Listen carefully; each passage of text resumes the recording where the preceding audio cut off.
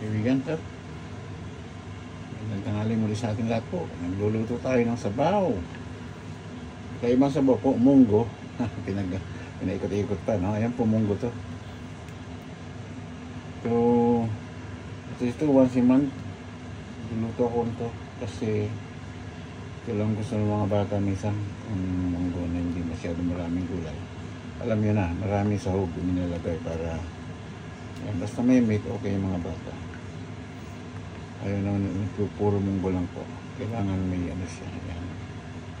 Kita niyo po, ang ganda nito kaibigan, no? Tamang-tama na to. Yung ibang nagagawa nito, mas masabaw pa. Kaya lang, ito kasi po pag lumamig, medyo mag-reduce pa yung sabaw niyan.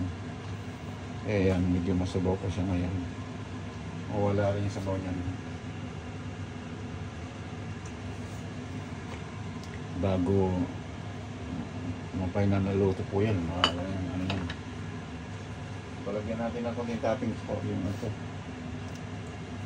Yan po yung pinaka ano para magkaroon ng aroma rin.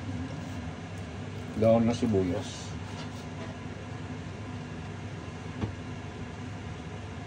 Yan po. Yan po.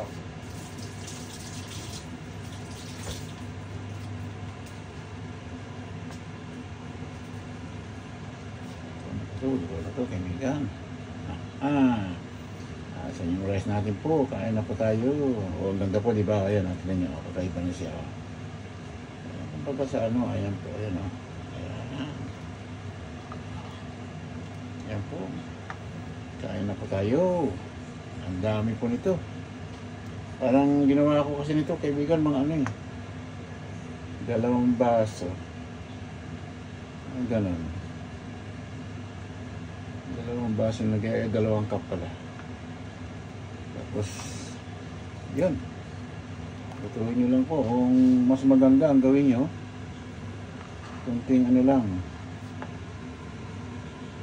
bago nyo lutuin, pwede nyo ibabad ng ano po, o sa gabi babad nyo siya ng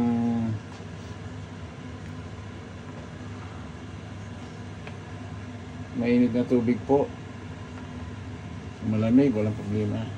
Kinabukasan, hindi na siya matigas masyado. Mabilis na siyang maluto. Pero pag binabad nyo, make sure na ugasan nyo muna bago final na salang po.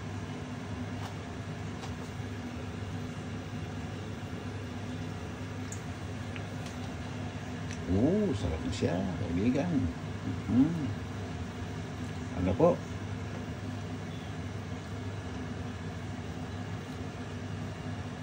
Yan po. Yan po. Kita niya po.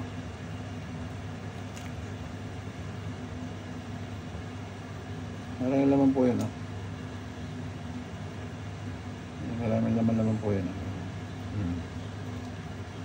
Ano kaibigan? Ganito lang muli at magandang tanghali sa ating lahat po.